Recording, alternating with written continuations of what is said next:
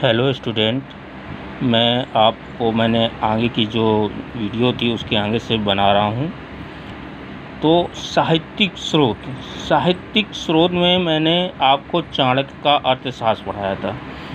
तो हम आ जाते हैं चाणक्य का अर्थशास्त्र। तो चाणक्य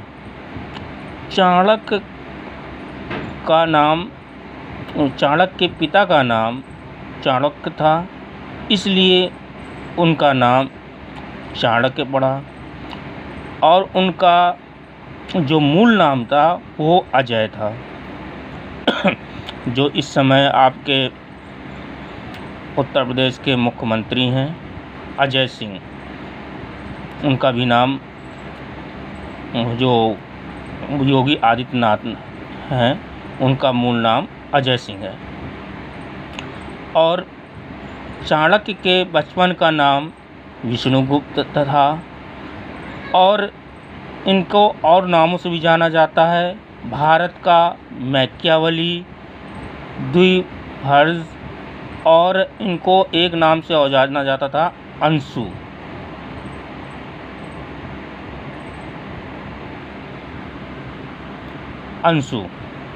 अब ये तो इनके नाम हो गए। अब अर्थशास्त्र,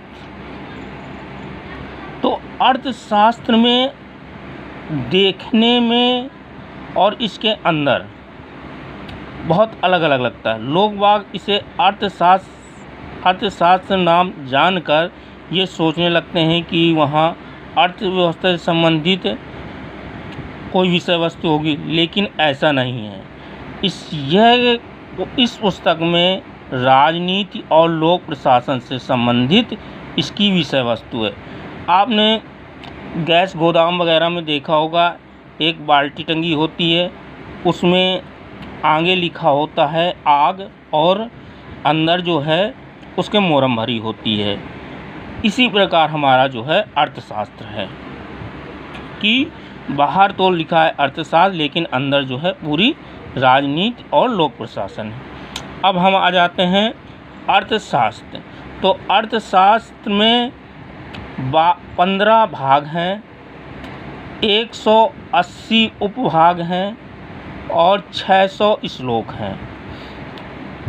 भाग को अधिकरण कहा जाता है, उपभाग को प्रकरण। और ये जो अर्थशास्त्र है चंपू शैली में लिखा गया है, अर्थात गद्य और पद्य दोनों में लिखा गया है। और इसे अन्य पुरुष द्वारा ये जो है रचित है।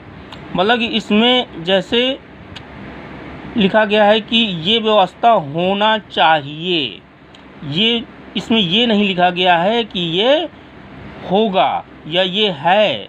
इस प्रकार का शब्द इसमें नहीं प्रयोग किया गया है। इसमें इस प्रकार के शब्द प्रयोग किया गया है, इसमें ये होना चाहिए, अर्थात इसे अन्य पुरुष द्वारा लिखा गया है। और एक चीज़ मैं आपको बताना थोड़ा भूल गया, तो ऊपर ये समकालीन ग्रंथ नहीं है। इसे 1909 में श्याम शास्त्री द्वारा संकलित किया गया था। श्याम शास्त्री द्वारा 1909 में इसे संकलित किया गया था, अर्थशास्त्र को। चलिए आगे आते हैं। अर्थशास्त्र क्या क्या है? अर्थशास्त्र में पहली चीज सप्तांग सिद्धांत। राजा के सप्तांग सिद्धांत, अर्थात राजा के 7 अंग। कौन कौन से हैं राजा के 7 अंग? पहला है स्वामी, अर्थात राजा स्वयं। फिर जो मंत्री हैं अमात्य, उसके बारे में है। फिर जनपद, और जहाँ राजा रहता है, दुर्ग अर्थात किला, कोष अर्थात धन, सेना अर्थात दंड, और मित्र। अर्थशास्त्र में कौटिल्य ने गुप्तचर के बारे में विस्तृत विस्तृत चर्चा की है।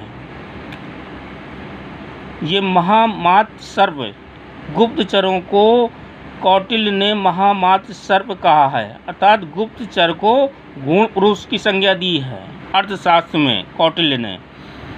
और न्याय व्यवस्था किस प्रकार की होनी चाहिए, क्या कौन कौन से न्यायालय थे, तो एक था दीवानी न्यायालय और दूसरा था फौजदारी न्यायालय उस समय। और राजस्व व्यवस्था, तो राजस्व व्यवस्था में क्या क्या चीज़ थी कि भूमि कि राजस्व व्यवस्था में भूमि कितनी प्रकार की है होनी चाहिए या कितनी होनी चाहिए, कौन कौन से कर लेने हैं, इसकी जानकारी मिलती है। और कौटिल्य के अर्थशास्त्र में जहाज रानी शब्द का भी प्रयोग किया गया है और उसमें कहा गया है कि इसमें राज्य का अधिकार होना चाहिए। और कौटिल्य ने अपने अर्थशास्त्र में 9 प्रकार के दासों का प्रयोग किया है कि 9 प्रकार के दास होने चाहिए। और मैं इसके आपको जो भी है सारे के सारे नोट्स आपको लिखकर भेज रहा हूँ। आगे जो मैंने अभी पढ़ाया है उसके नोट्स और ये जो लेक्चर है उसके नोट्स, केवल ये आपको जो मैं यहाँ बता रहा हूँ केवल समझाने के लिए, और नोट्स जो है आप उसको राइटिंग कर लीजिएगा। मैं नोट्स आपको भेज रहा हूँ। Thank you.